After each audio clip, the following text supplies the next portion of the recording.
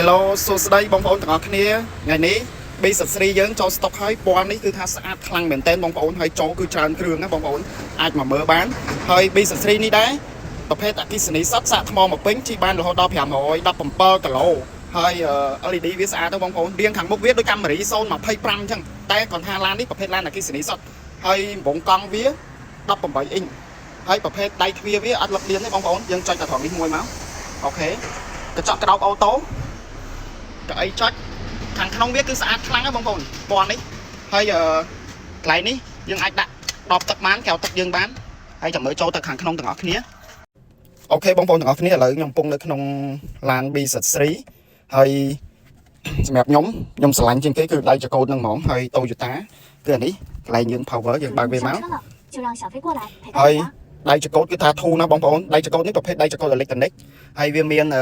កុំព្យូទ័របង្ហាញទិន្នន័យខាងមុខនេះមួយហើយកុំព្យូទ័រនេះមួយហើយចំណុចពិសេសមួយទៀតតាក់ទងជាមួយនឹង B3 នេះវាមានចំណុចពិសេសមួយគឺ B3 នេះគឺជាភាសាអង់គ្លេសទាំងអស់វាខុសពី B3 ជំនាន់មុនគឺភាសាចិនគឺឥឡូវគឺអង់គ្លេសទាំងអស់ហើយបងប្អូនទាំងអស់គ្នាគឺអត់មានអីពិបាកត្រូវមើលទៀតទេភាសាអង់គ្លេសទាំងអស់ហើយឡាននេះដែរ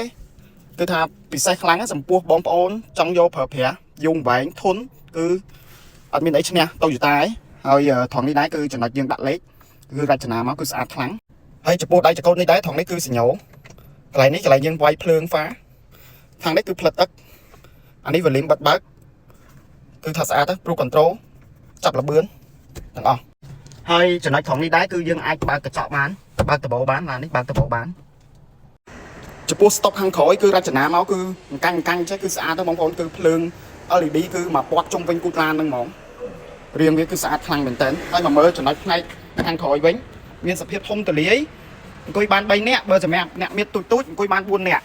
ហើយត្រង់ចំណុចនេះដែរគឺយើងមានម៉ាស៊ីនត្រជាក់ចំនួន2ប្រឡោះគឺអត់ចំណែងគ្នាទេកាច់មកឲ្យគ្នាបានហើយឡាននេះដែរនៅថាត្រង់នេះមានអារម្មណ៍ថាមើលមកស្អាតតាក់ទាញផ្នែកខ្លាំងមែនតើហ្មងហើយចំពោះឡាននេះដែរតម្លៃគឺធូរថ្លៃទេត្រឹមតែ20000ជាងទេបងប្អូនហើយមានធានារយៈពេលរហូតដល់3ឆ្នាំ100000គីឡូទៅលើអាគុយឡានម៉ូទ័រឡានសូវៀឡាន